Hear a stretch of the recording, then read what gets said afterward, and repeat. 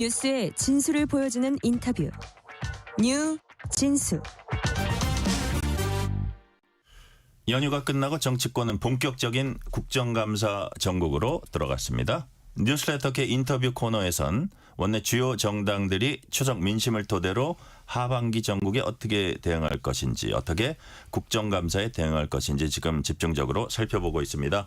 민주당, 국민의힘, 조국혁신당에 이어서 오늘은 천하람 개혁신당 원내대표와 함께 추석 민심과 국감 전략, 향후 전국 구상까지 얘기 나눠보겠습니다. 천하람 의원님 어서 오세요. 네, 안녕하세요. 천하람입니다.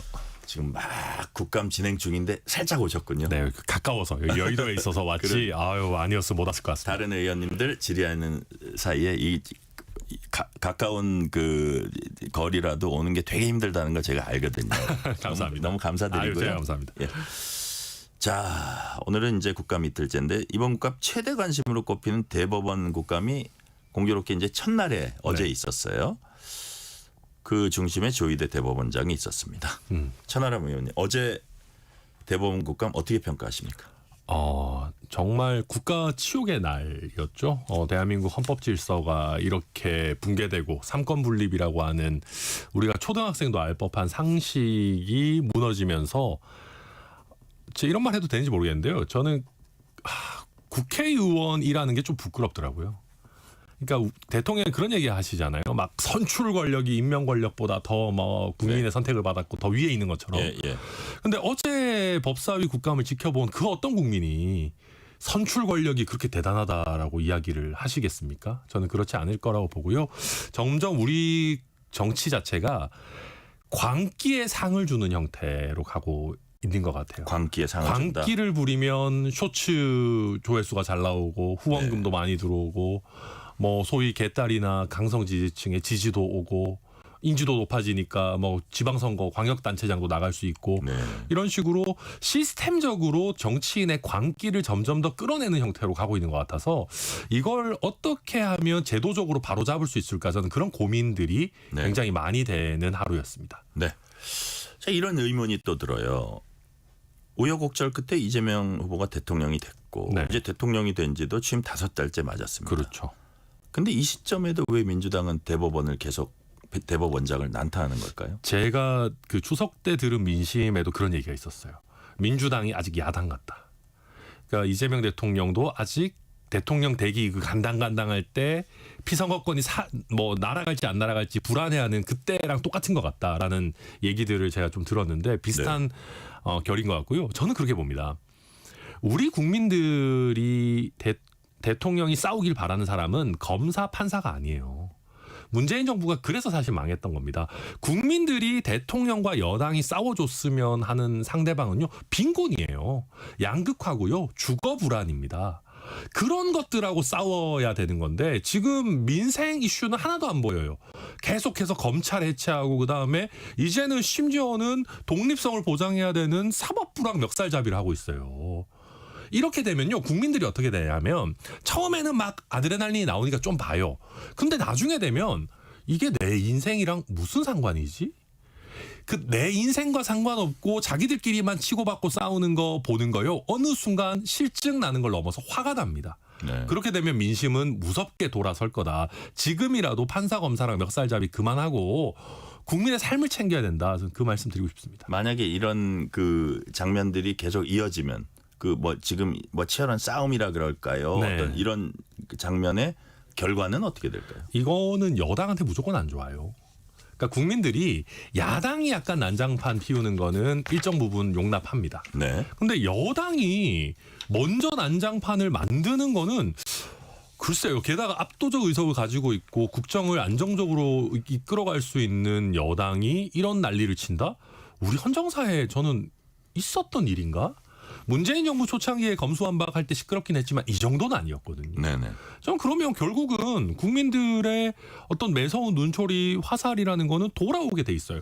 지금 보면은요, 물론 여론조사의 데이터 제가 구체적으로 언급 안 하겠습니다만은 몇 달 전에 비상계엄을 해가지고 탄핵당하고 쫓겨난 정당한테 몇몇 지역에서는 지금 굉장히 고전하고 있어요. 더불어민주당이. 이재명 대통령 지지율도 네. 계속해서 네네. 떨어지는 추세에 있고. 그러면 본인들이 반성을 해야 되는데 점점 더 묻고 떠블러 가 하면서 더 세게 치고 있거든요. 지금 대법원장을 더 세게 공격하지 않아서 지지율 추세가 안 좋은 겁니까? 아니거든요. 지금이라도 정신 차려야 되는데 여기서 가장 먼저 브레이크 밟으면 어떻게 되는지 아십니까? 수박이 됩니다. 여기서 누구 하나가 나서서 이제 좀 그만하자, 좀 자제하자라고 하면 너 왜 수박이야? 왜 그 조이대 쫓아내야 되는데 왜 자제하자 그래? 당 나가. 예. 그렇게 되는 거예요. 그런 거 하지 말고 막 이상한 뭐 도요토미 히데요시 같은 거 들고 와서 흔들어야 이 사람은 정말 충성심이 깊구나. 우리 국민들의 마음을 대변하는구나. 속 시원하다 해가지고 지금 가는 건데 네. 저는 뭐 이거는 사이다도 아니고요. 이건 거의 사이다에다가 불닭볶음면 소스를 막 왕창 부은 거를 지금 벌컥벌컥 먹고 있는 겁니다. 네. 네. 아주 비정상적인 상황이다. 네. 부끄럽다 이런 말씀, 뭐 치욕의 날이라는 말씀까지 하셨고요. 네. 자, 주제를 바꿔볼게요. 자, 천하람 원내대표님도 긴 연휴 동안 민심 청취 많이 하셨을 겁니다. 네. 자, 어떤 얘기들 많이 하셨는지 추석 민심은 이거다. 어떤 겁니까? 저는 피크 코리아? 약간 피크 이상한 얘기인지 모르겠지만요. 네네. 무슨 뜻이죠? 지금이 대한민국의 최전성기 아니냐라는 걱정들을 많이 들었습니다. 그러니까 사실 아마 김구 선생님이 지금의 대한민국을 보신다면은 굉장히 자랑스러워하시겠죠. 뭐 캐대언이 막 전 세계적으로 히트를 예, 하고 BTS 이런 것뿐만 아니라 뭐 삼성 하이닉스 반도체도 어쨌든 지금까지 잘 되고 있고 그런 상황인데 사실 특히 저는 정치적 근거지가 순천이다 보니까 반도체를 제외하고 뭐 엔터테인먼트 문화 산업을 제외하면 우리가 먹고 살 게 과연 많이 남았나? 석유화학 지금 굉장히 안 좋죠. 네. 철강도 지금 완전히 뭐 엉망이죠. 다른 우리 주력 제조업군들도 뭐 하나 중국에 비해서 앞서 나갈 수 있는 게 거의 없거든요. 그러면 대한민국이 앞으로 내려갈 일만 남은 거 아니냐. 그래서 거기서 이제 구체적인 얘기들이 살이 붙죠. 예를 들면 지난번에 소비 쿠폰 했지만 네. 야 소비 쿠폰 그거 할 때 반짝이지. 사실 이게 그렇다고 해서 이게 우리의 삶을 근원적으로 바꿔주느냐. 아이고 대한민국 산업 앞으로 괜찮은 거냐. 이런 걱정들을 저 굉장히 많이 들었습니다. 네. 자, 바야흐로 국정감사 시즌입니다. 개혁신당 오늘 국정감사 종합상황실 현판식 열었습니다. 네. 어떤 부분에 화력을 집중할 계획이십니까? 5년짜리 아니면 4년짜리 단기 권력이 대한민국의 시스템을 붕괴시키지 않도록 하는 게 저희의 근본적인 문제의식입니다. 그러니까 지금 보면 대통령의 말 한마디 아니면 더불어민주당의 추미애 법사위원장이나 뭐 정청래 대표 이런 강경파들의 말 한마디로 국정이 왔다 갔다 하고 혼란스러운 일들이 너무 많아요. 네. 그런 부분들을 저희가 잘 지적해서 국민들께서 약간 권력구조 개편에 대한 얘기입니까? 아니면 아닙니다. 그런 거 그런 게 꼭 아니에요. 그런 게 아니더라도 이번에 사법부도 사법부지만 예를 들면 제가 기재위를 하고 있으니까 저는 경제 정책을 많이 이야기를 하는데 네. 예컨대 대통령이 경제 시스템, 금융 시스템을 흔드는 얘기를 하세요. 오늘 또 하셨던데 네네. 대표적으로 고신용자들 금리 더 내가지고 저신용자 금리 깎아줘야 된다 이런 얘기 하세요. 네네. 근데 제가 보면 고신용자가 꼭 부자가 아니에요. 제가 그 통계 보면서 감동했던 게요. 굉장히 어려운 연소득 2,100만 원 이하의 저소득층인데 고신용을 유지하고 있는 게 200만 명이 넘습니다. 네. 그럼 그렇게 어려운 환경 속에서도 열심히 빚 갚고 자기 약속을 지키려고 하는 분들이 대한민국을 지탱하고 있는 겁니다. 그런 와중에 금융의 기본 시스템을 붕괴시키면서 고신용이니까 이자 더 받아가지고 저신용자한테 줘? 이거 나경원 의원이 그런 비유했잖아요. 아니 내가 무사고 운전자인데 너 무사고 운전자라서 보험료 싸니까 저기 사고 많이 내는 그 보험료 많이 내는 운전자 거에 네 돈 보태줘 그러면 누가 그거 내겠어요? 그리고 제가 들여다보니까 네. 무사고 운전자라고 해서 전부 비싼 차를 모는 게 아니에요. 저렴한 자동차 몰면서 아껴 타는 사람한테도 너 무사고니까 보험료 너 적게 내니까 저쪽에 더 보태줘. 말이 안 된다. 말이 안 되는 얘기죠. 그러니까 이런 금융 시스템을 대통령이 말 한마디 하고 네. 그거를 더불어민주당의 원내대표가 받아가지고 무슨 정책적으로 추진하려고 하는 이런 것들이 비일비재합니다. 네. 너무 많이 붕괴시키고 있어요. 대한민국을. 5169님이 불닭볶음면 비유 공감 한 표요. 이러고 공감 한 표 던져주셨습니다. 이런 걸 공감을 못 받는 국정이어야 되는데 걱정입니다. 예. 네네. 자, 천하람 의원님은 기재위 소속입니다. 아무래도 최대 이슈는 뭐 한미 관세 협상, 뭐 네네, 산업위에 해당되기도 하지만 네네. 기재위 당연히 해당되죠. 맞습니다. 한미 관세 협상, 대미 투자 협상 문제일 것 같은데, 자, 여당은 늘 이런 얘기를 합니다. 뭐 그 이전 여당도 그렇고요. 큰 대외적인 이슈엔 초당적 협력을 해야 된다. 야당이 발목 잡게 하지 말라. 그렇다면 지금 상황에서 한미 관세 협상의 경우에 최적 결과를 이제 우리나라가 이끌어내야 되는데 그러기 위해서 야당이 어떤 부분까지 지적을 하고 어디부터는 또 협력을 해야 된다. 맞습니다. 뭐 그런 지점이 있을까요? 저는 이제 미국의 옛날에 네네. 외교가 시스템적으로 잘 돌아갈 때 어떻게 하는 관행이 있었냐면요. 네네. 그 외교 미국 이제 국무부랑 그 여야 원내대표들이 비공개로 모여가지고 네. 중요한 외교 관련한 내용들을 상의하는 모임 같은 것들을 가졌었어요. 네네. 그러고 당연한 얘기지만 야당 원내대표도 나가가지고 그걸 떠들고 다니지 않고 본인 당의 전략이나 아니면 이런 거에 있어서 아주 비공개로 그걸 활용했었던 네. 그런 잘 돌아가던 시절의 전례 같은 것들이 있었습니다. 그러면 저는 순서가 어떻게 돼야 되냐면 외교부하고 또 우리 뭐 대통령실, 기재부 이런 데서 야당의 수뇌부하고 비공개를 전제로 핵심적인 정보 교환은 일정 부분 해야 될 수 있습니다. 그래야 야당도 알지도 못하면서 이상한 걸로 비판하는 거를 좀 자제시킬 수 있어요. 네. 그럼 당내에서 그런 목소리가 나와도 원내대표가 내가 당신한테 공개할 수는 없지만 지금 이런 식으로 좀 진행이 되고 있고 비공개 필요성이 있으니 좀 자제하세요. 근데 지금은 야당 지도부에서 협력을 하고 싶어도 뭐 아무것도 모르니까 예를 들면 야당의 개별 의원들이 막 공격해요 정부를. 그걸 중단시킬 명분이 없어요. 그러니까 그래서 나름대로 아주 정교한 정보 교환과 협력이 필요하고요. 네네. 그 다음에 솔직히 이런 거는 지금 상황에서 좀 과도한 희망이고요. 정부 여당한테 제가 부탁하고 싶은 건 딱 한 가지입니다. 과도한 설레발만 안 쳤으면 좋겠습니다. 일정 부분 이게 협상이니까 상대방도 있고 비공개하는 거 이해하거든요. 네네. 근데 만약에 설레발을 치게 되면 야당 입장에서 공격을 안 할 수가 없습니다. 대표적으로 이번에도 합의문이 필요 없을 네. 정도의 그 합의가 잘 됐다. 잘된 협상이었다. 네. 대통령께서 협상이 타결됐다. 이런 거는 대표적인 설레발이에요. 그래서 이런 것만 없었더라도 야당도 훨씬 더 네. 응원할 수 있지 않을까 생각합니다. 네. 주로 야당은 또 그 여당 같은 경우에는 윤석열 정권 3년 동안 경제가 망가졌다 이런 얘기를 이제 할 걸로 보이고 야당 같은 경우는 재정 집행의 적정성이라든지 국가 부채 문제 등 거론할 거로 보이는데 관련해서는 어떤 게 좀 문제라고 보세요? 그러니까 이거는 사실은 지금 저는 그 양쪽 주장 중간에 진리가 있다고 봅니다. 사실 네. 경제라는 게 지금 이재명 정부 출범한 지 뭐 4개월, 5개월 됐는데 4, 5개월 만에 모든 게 다 무너지고 그러지는 않겠죠. 네. 반대로 윤석열 정권 때 한 모든 게 잘못되지도 않았을 겁니다. 그런데 저는 여기서 좀 지적하고 싶은 거는 대통령께서 돈 쓰는 거를 너무 쉬운 일인 양 이야기하시면 안 돼요. 그러니까 그렇게 되면 일단 집행하는 공무원들 마인드가 달라집니다. 네. 아, 조금 더 써도 되겠지. 조금 더 방만하게 써도 되겠지. 그런데 투자하는 거 투자하고 쓸 땐 써야 되지만 아낄 때는 아껴야 된다는 메시지도 좀 나와야 되거든요. 네.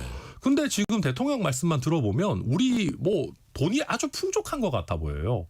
그런데 대한민국 재정 여건이 그렇게 좋지가 않습니다. 그리고 앞으로 우리 지금 고령화도 굉장히 빠르고 또 앞으로 출산율도 지금 굉장히 낮기 때문에 네네. 프랑스 경우를 한번 보십시오. 우리가 복지라는 거는요. 한번 늘려놓으면 줄이는 게 거의 불가능합니다. 네네. 그래서 미래를 조금 보면서 지속 가능하게 가야 된다. 그렇게 생각합니다. 자, 내일 부동산 대책을 정부가 발표한다고 해요. 뭐 한 세 번째 대책 발표라고 하는데 이번에 과연 세제 부분 들어갈까 이런 것도 이제 여러 언론이 주목하고 있는데 네. 자, 부동산 정책은 어떤 방향으로 나가야 된다고 보세요? 아, 이게 사실 인위적인 개입을 너무 많이 하는 게 사실 좋지 않습니다. 네. 이게 똘똘한 한 채라고 해가지고 부동산을 여러 채 보유하고 있는 거를 거의 무슨 악마화하면서 네. 어마어마한 이 조세 부담을 거기에다가 던져놓으니까 어떻게 됐습니까? 이왕 한 채 살 거 서울에 산다가 됐지 않습니까? 네네. 강남이 말도 안 되게 비싸졌으니까 이제는 똘똘한 한 채 열풍이 좀 멈출까 했는데 무슨커녕 강남, 송파, 서초, 송파 이후에 강동, 마포, 성동 막 쫙 해가지고 이게 번지잖아요. 네네. 저는 그래서 똘똘한 한 채 정책이라고 하는 거를 근본적으로 다시 고민할 지금 필요가 있다라고 생각이 되고요.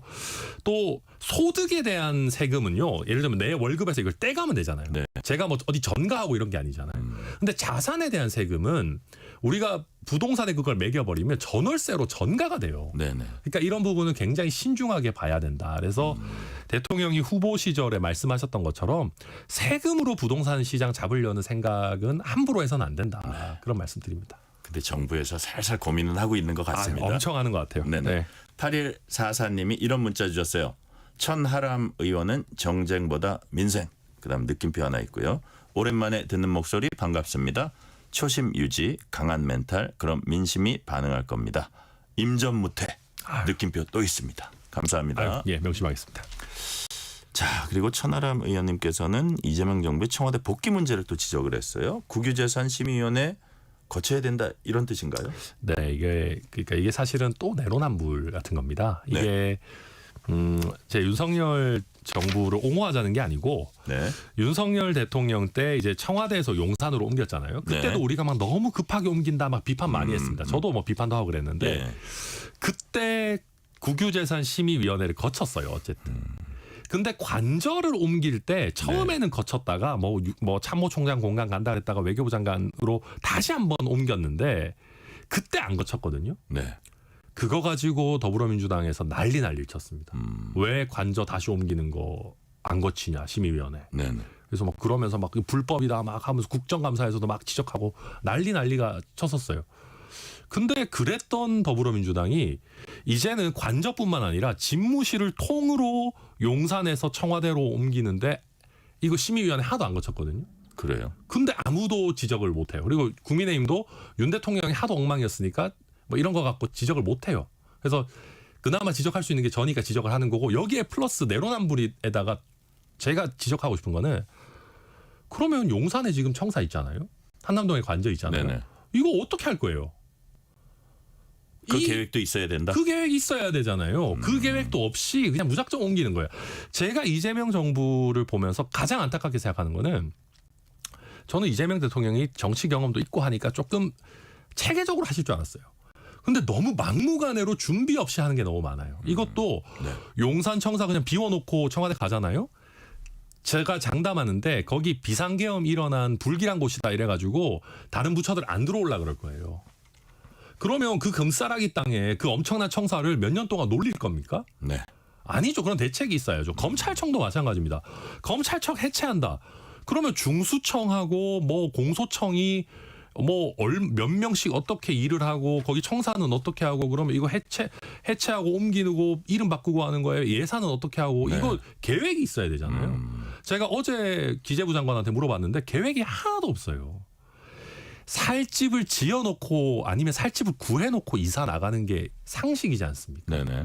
제가 바라는 거는 살 집을 구해놓는 것도 아니고 살 집의 최소한의 어떤 그 구상이라도 해놓고 나가야 되는데 이번에 청와대로 돌아가는 문제에서 용산 청사의 활용 방안, 그 다음에 검찰청 해체 이후의 대응에 대해서 최소한의 계획도 지금 없는 게 저는 이분들이 이게 자기 집이고 자기 돈이면 이렇게 할 수 있겠나. 네. 네, 그렇게 참 안타깝게 보고 있습니다. 천 의원님은 검찰청 폐지 관련해서 예산 추계가 전혀 준비되지 않는 상황이다 이렇게 지적했습니다. 이건 무슨 얘기예요? 그러니까 제가 방금 말씀드렸던 건데 제가 그걸 물어봤어요.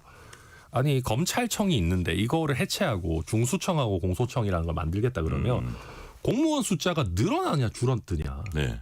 그러니까 예를 들면 우리가 비용이 얼마나 드는지를 알아야 이게 효용이 있는지를 판단할 거지 않겠습니까? 그러니까 우리가 돈이 얼마나 더 드는지 아니면 아껴지는지 이런 걸 봐야 되잖아요. 국민들 대신에 그거를 심의하고 판단하라고 월급 받는 게 국회의원이지 않습니까? 네네. 그래서 저도 저희한테도 아무런 정보가 없길래 물어봤어요.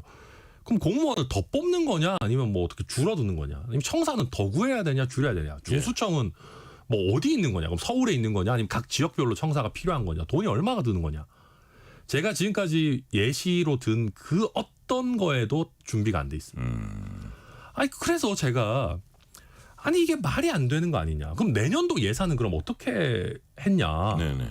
근데 그것도 내년도 예산도 아직 지금 그러니까 예전에 저희가 해경을 없앴다가 다시 만든 적이 있어요. 네네. 그럼 그런 사례들을 봐서 검찰청 하다못해 간판 내리고 거기 로고 바꾸고 이런 거 다 검찰청이 전국에 77개 청사가 있는데 네네.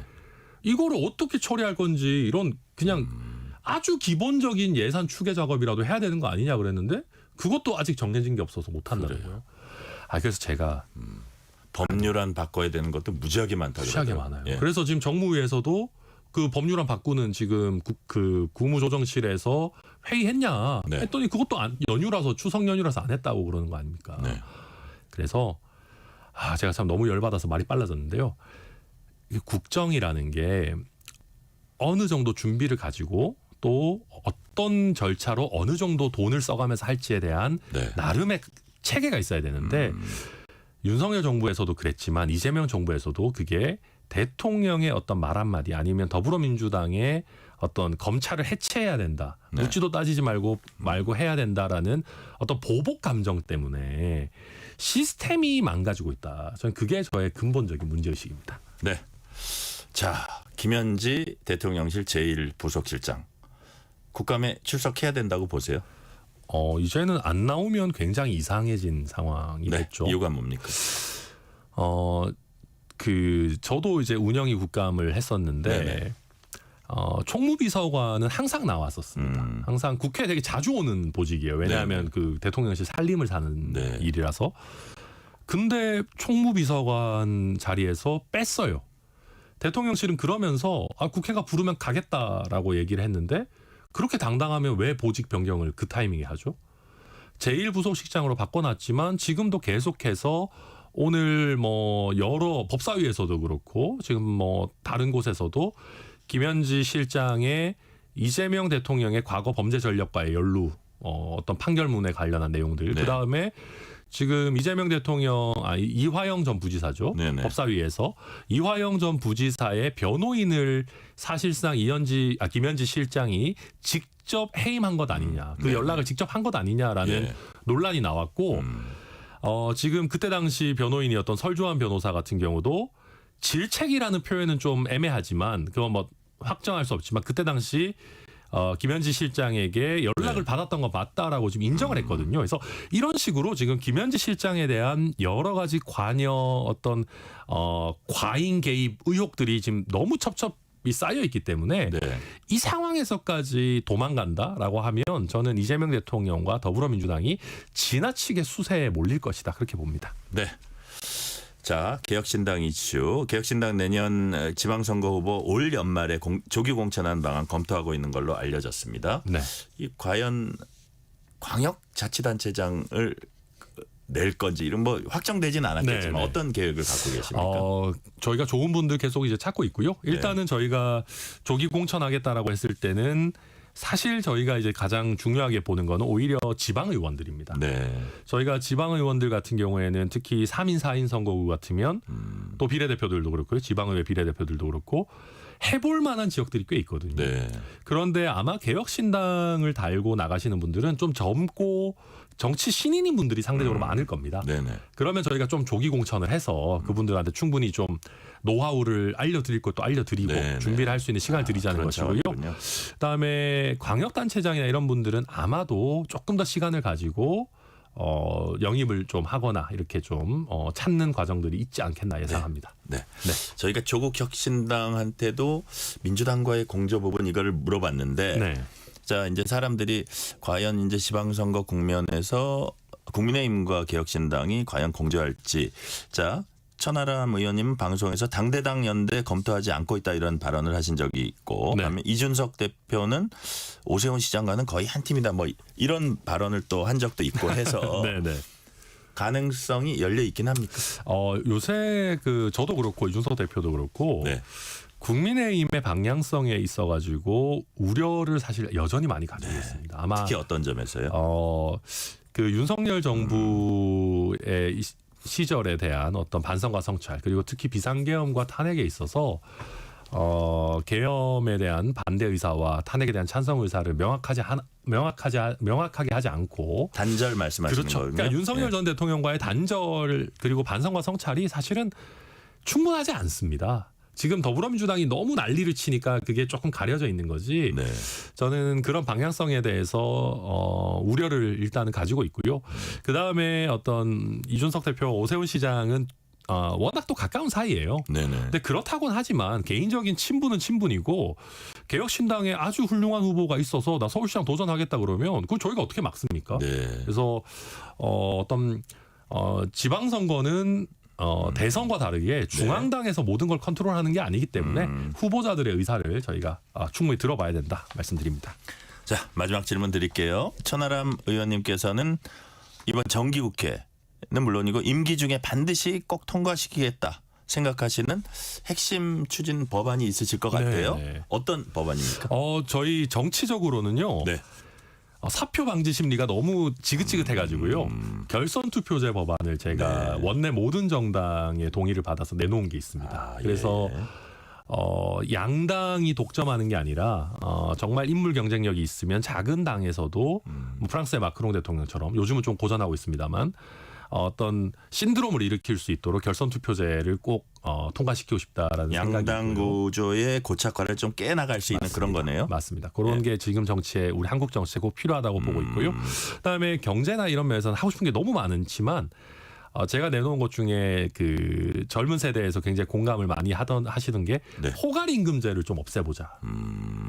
지금 52시간을 없애자 뭐 이런 논의 많은데 네. 저는 제대로 야근에 대해서 정당한 대가를 주면서 그 다음에 52시간 정당한 대가를 주면서 52시간을 제한을 푸는 거를 함께 논의해야 된다. 우리가 네. 언제까지 공짜 야근, 공짜 주말 근무 이런 거를 용인해서는 안 된다. 네. 저는 그런 생각 가지고 있습니다. 네, 오늘 말씀은 여기까지 듣겠습니다. 지금까지 천하람 개혁신당 원내 대표였습니다. 오늘 말씀 의원님 감사합니다. 감사합니다.